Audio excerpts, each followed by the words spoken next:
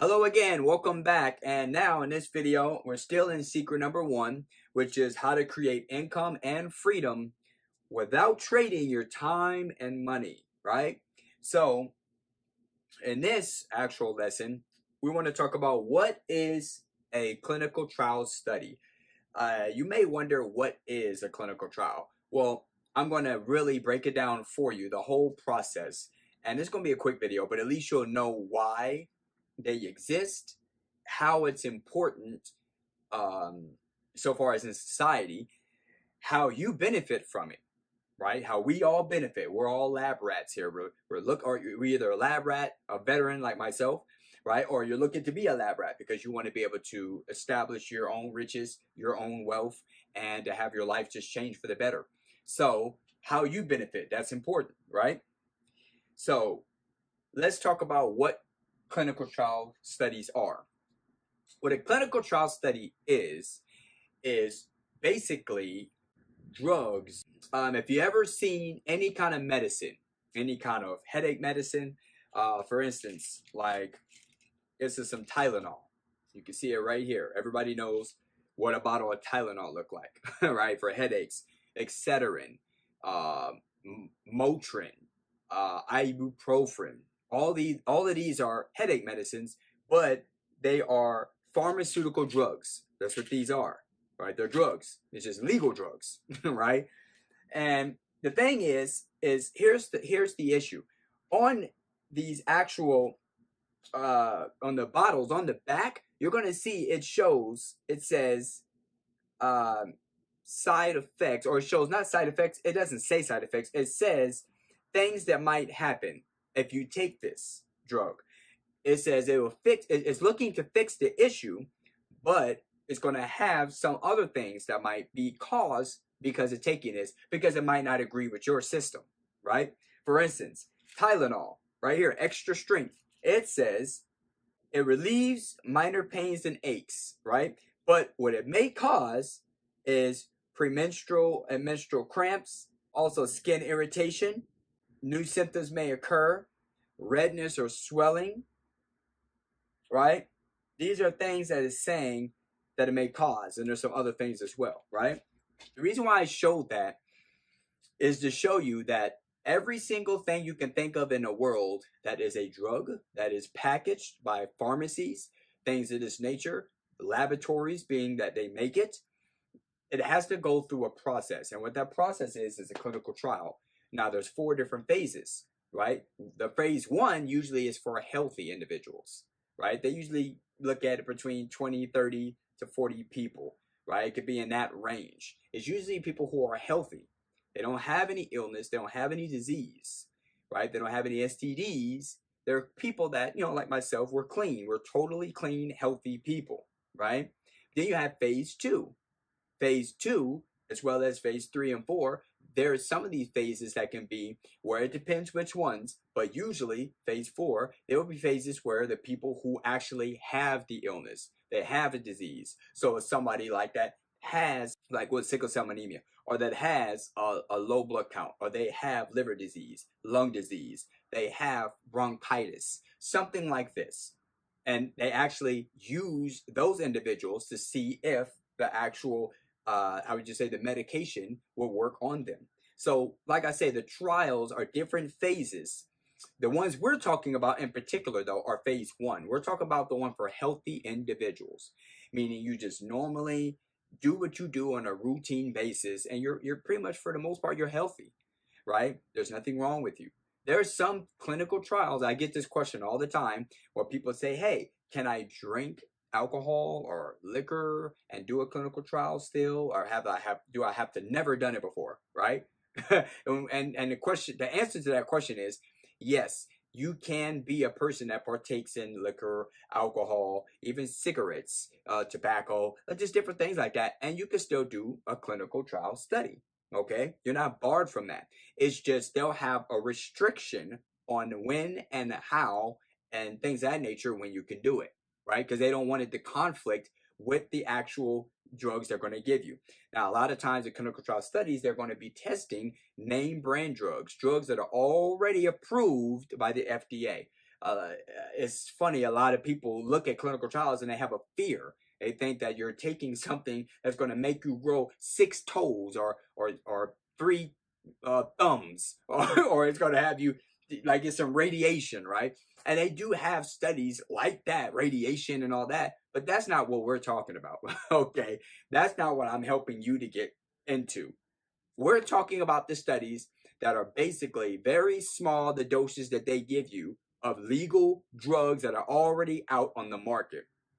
And they're testing those drugs versus investigational drugs that are not on the market yet. But they're looking to get approved, and a lot of times they've already went through a course of a trial. They are just needing to see how does it fare up with the name brand. Excedrin versus Motrin, right? Tylenol versus Advil, right? Things of this nature. And also to see how does it work on your body, whether you're fasting, like where you don't eat for about 3-4 hours, versus when you do eat. They give you a big meal when you do eat. They want to see how does it affect the body. That's what they want to find out. And whatever happens with you, they have paramedics there on the staff at these facilities. These facilities are state of the art, okay? They got paramedics. They're usually by a hospital, if not in the hospital, okay? And they have doctors, paramedics, they have nurses, they have all the things that say if you did get an illness, you got sick, you threw up, or you got nauseous. They have literally everything that they need to give you to revive you and to make sure you're fine there. So the bottom line of it is, and I'm just being honest, I just got to say this, and out of 95% of the studies that I've done, I have never had a side effect, nor have I seen anybody else. I'm just being honest, as I always do. Honesty is the best policy, okay? Because we're talking about something serious here. You're talking about taking drugs, legal drugs, but still drugs in itself. I'm here to tell you that this is very, very much a safeguarded situation for the simple fact that this scenario is you're going to have nothing but professionals around you. You're not there at a situation in a facility to where you have people who are not licensed, people who are not accreditable. You know, you have nothing but people who are there that have compliant, right, by the government to make sure that they are watching you to make sure you're okay, because your safety is their main #1 priority, because they need to make sure you're okay. Because remember, this is a voluntary situation that we're doing. It is like a consent form you have to sign whenever you go to these studies. So that's what a clinical study trial is. We are the people, we are the individuals, the volunteers. Okay, we all make a joke and say lab rat, right? But we don't want people to think of this as if it's a negative term. That might be a derogatory term for some people, okay? What I just want you to understand is we are all volunteers. We are all participants in helping to find cures. What are the cures? And how can we get to those cures to help people that got illnesses and diseases all over the world, right? And some of these drugs, that's what they have to do. They have to test them to make sure to see if the side effects are down, or what side effects are there, if there's any at all. That's what we're there for, okay? But the doses they give you is so small, as I said. You can pick which studies you want to be in. You don't have to just get involved in the crazy studies. You can get involved in, like myself. I've always done a study that is menial with the doses that they give you, right? Some dosages that they give may be through IV. Some of them be oral, like a little pill that you might take, right? It just depends on what type of study that you pick. You're in control the whole time. And these clinical studies that they do, if you ever want to leave, you can leave the facility. It's totally up to you, right? So you're not stuck there at any given time at any rate. But that, in a nutshell, is what a clinical trial study is. It's there, and they're here put in place to help people to get over being sick and have diseases, and they have to pay us big money, right? For us to be there as a person to take the drug, to see what the effects of it is, and they monitor us. And then that's how we help them to understand the data that's collected, all the data that they use. They collect that data, and they use that data to report back to the sponsor, because a sponsor puts on the study at the facility you're going to, right? Where all the doctors and all the medical staff are involved. The sponsor is the one that has paid all the crazy amount of money, right? Talking millions, to make sure and see that this whole process goes smoothly. and that the drugs get approved. And then the sponsor is the one who gets that, and they, through a lot of other clauses and a lot of other processes and procedures, they get it to the FDA, to the government, that either yay or nay, they approve it or deny it, right? And that's how this process works. It's been going on for many, many years. Actually, I say hundreds. You know, I mean, it's just as old as I would say America itself, in terms of they have to test things. Things have been tested uh, to see if they work, or if they're going to hurt us, or if they're going to help us.